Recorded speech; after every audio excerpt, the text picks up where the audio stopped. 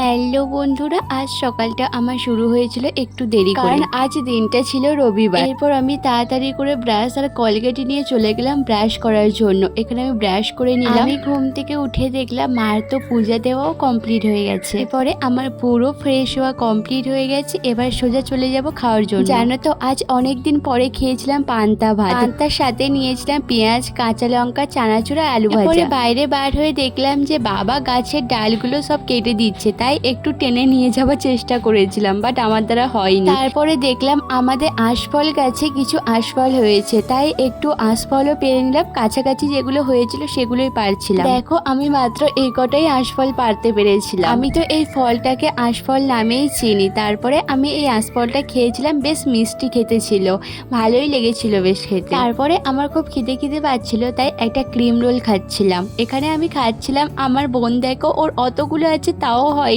ও আমার খাবার থেকে নিতেই হবে। দিনটা আমার অনেক জামা কাপড়গুলো পরেছিল, তাই আজকে একটু ইস্ত্রি করে নিলাম। আজ তাহলে আসি, দেখা হচ্ছে নেক্সট ভিডিও।